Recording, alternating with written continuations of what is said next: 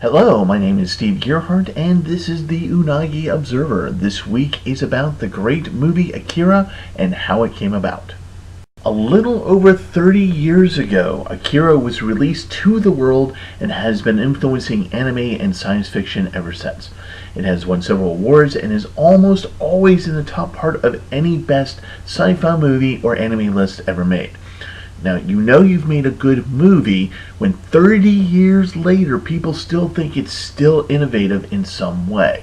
The reason why Akira was so successful was because in making the movie, it received proper attention by its investors who were not afraid to do something new, different, and they were willing to pay for it. Akira was created by Kazuhiro Otomo and was originally just going to be a manga.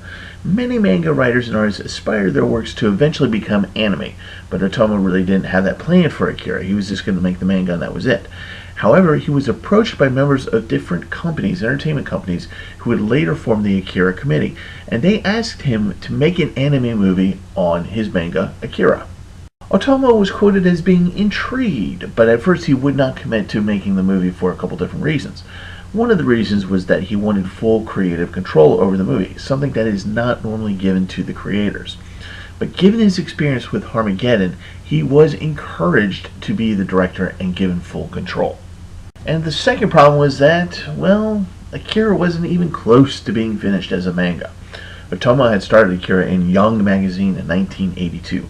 Production for the anime movie started in 1986, so Otomo had to figure out how the manga was going to end as he was still going to be doing the manga past the release of the movie. The solution he came up with was to come up with the ending of the movie first.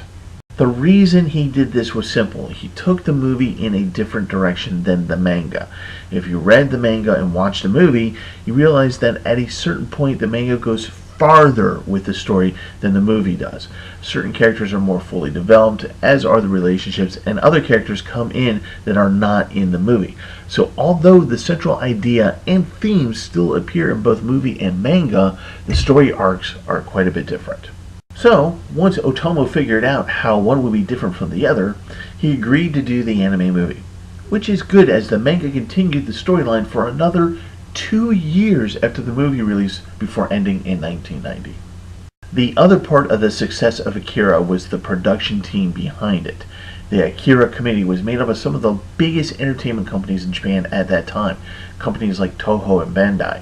They provided an unprecedented amount of promotional and monetary support to the creation of Akira, to the tune of $9 million, which in 1986 Japan was an unheard of budget for an anime film.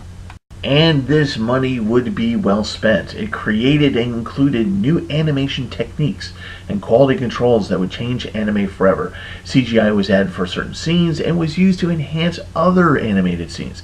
It used a more fluid style of animation since it had the budget to do more cells. As such, the movie was pre-recorded, so the animation was set to the actors' voices instead of doing it the other way around.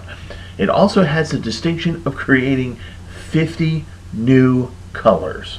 After its release in 1988, Akira, for an anime movie, blew out many sales records, eventually doing $80 million in VHS tape sales alone. But not only did this movie revolutionize anime technically and in its storytelling, not only did it make money, it became the second wave of anime to hit the US. US audiences who bought the VHS tape loved it so much, and the animation was so improved that more US anime fans were created as a result, ushering in a new audience of anime watchers. Akira is an example of how a good manga with foresight, proper promotional and financial backing, and investors who aren't afraid to do something new and different can be a game changer and an awesome movie. And that is it for this week. If you liked this video, please hit the like button. If you like what I do on this channel, please subscribe. I'd love it if you did that. My name is Steve Gearhart. This is the Unagi Observer. And as always, thank you so much for watching and see you next time.